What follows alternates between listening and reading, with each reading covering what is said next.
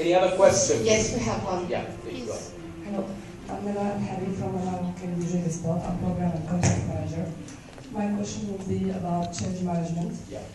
By introducing the program management approach on company, how can we neutralize people who will definitely resist the change because are feeling that they're losing control over their own activities, or at least how just make them not able to contaminate others?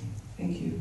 Thanks for this question. Dealing with negative stakeholders, with negative mentality all over the time, you will find it one of the biggest challenges in program and project management and in the portfolio level.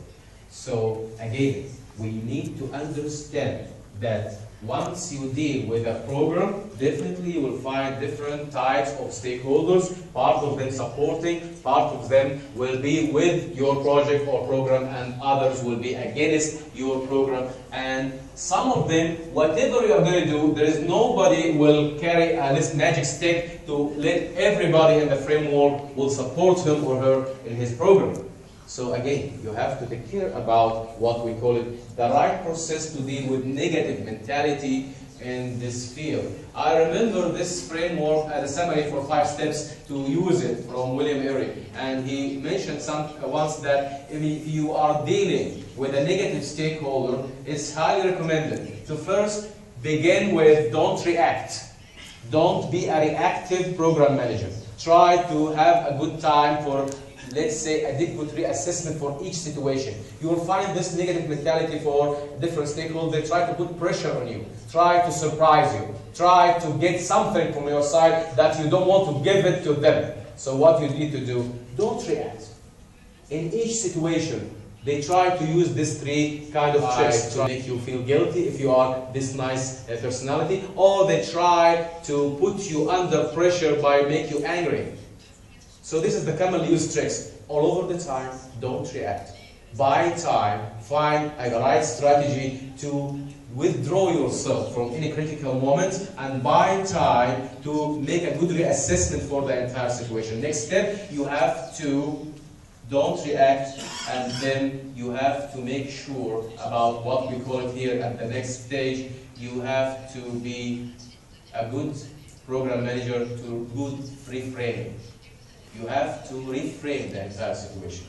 There is a part from their side you are rejecting to cooperate with them in this part. Don't reject directly, try to reframe the entire situation. I don't have time just to go in cases to explain this idea, but you have to master the skills to try to reframe the entire situation, redirect the negotiation with negative person to the right direction. Try to reassess their needs and try to focus on their needs. Try to define what exactly I agree with them, not I disagree with them.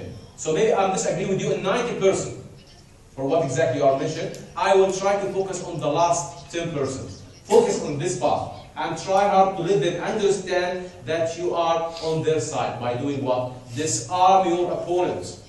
So the next step, disarm your opponent. Try hard to let them understand I'm not fighting against you. In any situation, the negative stakeholder expecting you, whether you are fight or flight. So in this case, you are surprising them by doing what? Step on his side. By tell him that I really agree with you in this 10%. And I want to make sure about 1, 2, 3, 4, 5, 6. Don't say but, say and. In this case, they will understand that you are on their side. Now we are negotiating a good solution.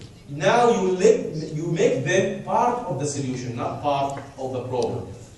The third step, try to build a golden bridge for him or her. Why? At the end, the key stakeholder, it's not easy for them to accept your ideas, this new idea or this new solution that you really recommended to them. So you have to master the skills to declare your opinion in a smart way. You have to make sure that, for example, when you are dealing with a dominant personality type with negative degree, you have to consider here that sometimes they are not accepting any order from anybody, even if it's right. Why? This is their behavior. What you can do in this case, you can define different alternatives, whether you are accepting A or B or C, and all of them accepted you. This is part of the commonly used, let's say, techniques in this case. So what exactly you are doing? You try to make it for them easy to accept your idea. You are building this golden bridge for them to let them understand that you, the one who is going to make the decision, not me. I just try to help you in this situation. Here, they will try to rethink again about the entire situation, to move themselves from this negative side, to move ahead and to join you, to think about the solution. The fourth step, try to make it easy to them to say yes. Try to understand their high priorities by understanding their personality type. The last step, if you cannot do all of this, you have to make sure about it will make, or you make it hard to them to say no. By doing what? Don't try to threaten them. Try to advise them.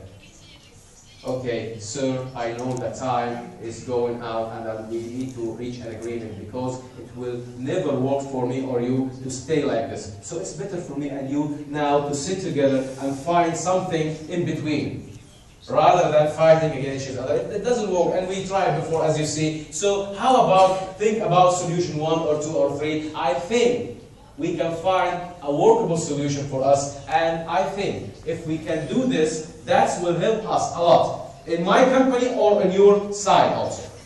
So what exactly you are trying to do?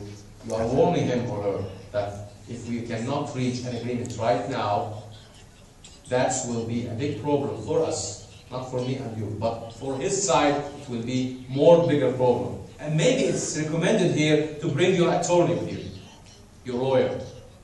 Let him or her attend this meeting without saying a word. Why? Because you are sending a subliminal message for the second party that the next time I'm not going to be the guy who's going to speak to you. It's going to be him. So you are trying to put, let's say, a smart pressure on his side. Now you name the game. You are now try to change the entire game from a guy or a woman or a man. Try to put pressure on you. Now you put a pressure on him. But this is going to be the last step to deal with what we call it a negative mentality for stakeholders in program management framework. I summarize it, by the way. We have more details. And I'm sorry for multiple questions. I know that this area we have multiple questions, but I appreciate to get your questions at the break. I think we ran out of time, or we can take more questions. We have more time. Thank you. We can handle more questions. We have another yes. question from Mr. Dickinson. Yeah, my name is Dickinson. Thank you very much for your excellent exposition of program management. A quick one. My question from your presentation, you talked about the kind of qualities that the program manager should look out for various team members that are involved in the program management framework. But I want to flip it the other way around. What are the qualities that you think, the skill sets that you think that a program manager should have? Okay. About the skill sets and the quality of characteristics that we need to make sure about the existence of any program manager. I think this is your question. You see, I cannot cover all of them in this few seconds, but I have to refer to what we call it the difference between, again, the professional project manager and program manager, and also how we can hire the right program manager. It's a huge subject. We have to take care about many issues. One of the most important issues, I will just try to focus on some important issues. The mentality. His prior experience should cover adequate level of handling this kind of required program management cases, or at least he should also be certified, aware of standards, be able to deal with different cases in program management field. And the issue that you have to take care about hiring a new program manager, whether his mentality can be shifted easily to focus on benefits, or he's still working on the deliverable level. Because this is going to be a big problem for you in future if he or she, even if he carrying this professional certificate, but his mentality is still working in this level of focusing. You know, people sometimes they forget about what we call it the halo effect in program and project management. That they care more about the technical experience more than the managerial skills and required features and expectations that we need to find in any higher program and project and portfolio management level. Again, their area of focus based on his prior experience, based on his personality type, don't forget about this, And also, based on his prior experience in different situations, let him or her answer you about what kind of big challenges he can talk about in his historical information or historical experience in program management field. What exactly the most important issues and success factors he needs to focus on in this part. And also, the availability of tools and techniques is not a one-man show, as you know. So how he will deal and build an effective team, ask him. You see, I cannot put for you this golden formula to select your program, because your program manager will be different in different cases, in different programs, whether you are working in IT field or oil sector or construction, etc. So again, you have just to think about those kind of requirements, whether he or she get the right skill set and the right mentality to shift himself from the deliverable and project management level to effectively managing a program, and also the portfolio, which is going to be on a strategic level, and how far he or she in portfolio management can do the adequate strategic alignment step in his framework, and how, and by using what type of tools and techniques, what exactly he expected to see on the team that he's going to manage in daily basis. So I'll just try to give you some important points, but covering, let's say, a golden criteria, talking about all the issues that you have to care about here. This is a huge subject, but I really thank you. I appreciate this question. Thank you. Any other question, please? Yes. Okay. Actually, I have a comment to add on your 5 steps. Yes. I think it has to do with the culture. Are you a high context culture or low context culture? Yeah. So the last step would be, because there will be always somebody who can call them die-hard people. They will never accept the change. I think those people, you have to have the option of letting them go and fire them. Okay. Thank you for this comment. But you know something? I find out that at the last step, which is, I will summarize it again, make it hard to them to say no. So in the 4th step, make it easy to say yes. The 4th step, make it hard to say no.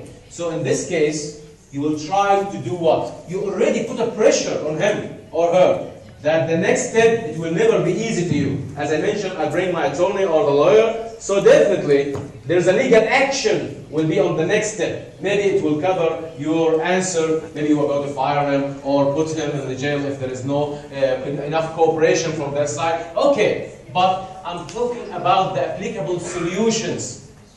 So this is the end of the road, as you mentioned. I agree with you. But before reaching the end of the road, we can do some steps. And that's why I summarized it in this slide. Thank you for this. Thank you.